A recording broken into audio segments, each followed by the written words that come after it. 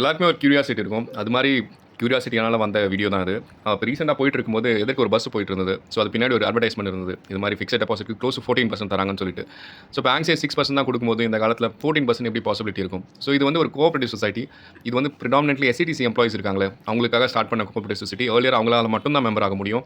அவங்களுக்கு லோன்ஸ் கொடுக்கறது, ப்ளஸ் அவங்கள்ட்ட இருந்து ஃபிக்ஸட் டெபாசிட் வாங்குறது வந்து இவங்க மேனேஜ் பண்ணிட்டு இருந்தாங்க. இப்போ வந்து பப்ளிக் ஓப்பன் பண்ணியிருக்காங்க. From 10% to up to 14% depends on tenure கொடுக்குறாங்க. அவங்க வெப்சைட்டில் டீட்டெயில்ஸ் எல்லாமே இருக்குது. ஃபர்தராக பார்த்தீங்கன்னா இவங்க வந்து நிறைய சப்சிடரிஸ் வச்சிருக்காங்க. அவங்க வாங்குற காசை இன்வெஸ்ட் பண்ணுறாங்க. ஸோ ஒரு ஸ்கூல் ஒன்று ஆப்ரேட் பண்ணுறாங்க, திருவள்ளுவர் வித்யாஷ்ரம் சொல்லிட்டு.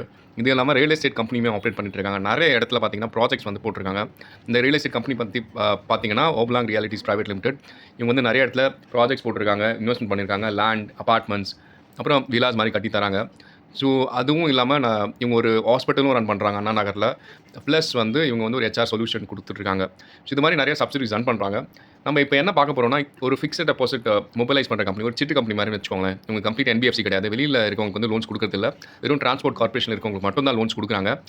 இது மாதிரி இன்வெஸ்ட்மெண்ட் மூலமாக இஃப் இன்கேஸ் ஏதாவது ஸ்ட்ரெஸ் சினாரியோஸ் வந்துச்சுன்னா அவங்களால ரீபே பண்ண முடியுமான்றதை அவங்க பேலன்ஸ் ஷீட் பார்த்து தெரிஞ்சிக்கலாம். இவங்க வந்து பார்த்தீங்கன்னா க்ளோஸ் டு ஒரு 60 crores கிட்ட இன்கம் வருது. இன்கம் வந்து ப்ரெடாமினென்ட்லி பார்த்தீங்கன்னா இந்த இன்ட்ரெஸ்ட் அந்த லோன் கொடுக்குறதுல வர கலெக்ட் பண்ணுற இன்ட்ரெஸ்ட் தான். க்ளோஸ் டு 5 crores வந்து அவங்க ப்ராஃபிட்ஸ் பண்ணியிருக்காங்க. ரீசனபிள் ப்ராஃபிட் தான். It's not a loss making company. But இவங்கள்ட்ட இருக்க பேலன்ஸ் ஷீட்டில் பார்க்குற ஒரு மெயினான விஷயம் என்னன்னா, இவங்கள்ட்ட இன்வெஸ்ட் பண்ணது எல்லாமே வந்து இல்லிக்விட் அசெட். இவங்க க்ளோஸ் டு 400 crores வந்து ஃபிக்ஸட் டெபாசிட் எடுத்திருக்காங்க. நீங்கள் அசெட் சைடில் பார்த்தீங்கன்னா ப்ராப்பர்ட்டிஸில் 100 கோடி இன்வெஸ்ட் பண்ணியிருக்காங்க. ஃபர்தர் இந்த குரூப் கம்பெனிஸ்லேயே வந்து க்ளோஸ் டு 100 crores இன்வெஸ்ட் பண்ணியிருக்காங்க.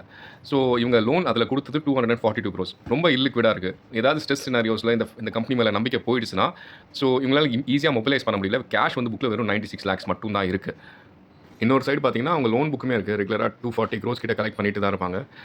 ஸோ மிக்சடாக அவங்கள்ட்ட ஈஸியாக கன்வெர்ட் பண்ண முடியாத அசெட் நிறையா இருக்குது. லேண்டு, ரியல் எஸ்டேட் இன்வெஸ்ட்மெண்ட்ஸ் அதெல்லாம். பட் லிக்விடாக லோன்ஸ் கலெக்ட் பண்ணுற விஷயமும் இருக்குது. ஸோ இது கொஞ்சம் ரிஸ்கியான பெட்டு தான். ஸோ இதில் வந்து லாங் டர்ம் எக்ஸ்போஷர் எடுக்கணும்னா பார்த்து தான் எடுக்கணும். Thank you so much.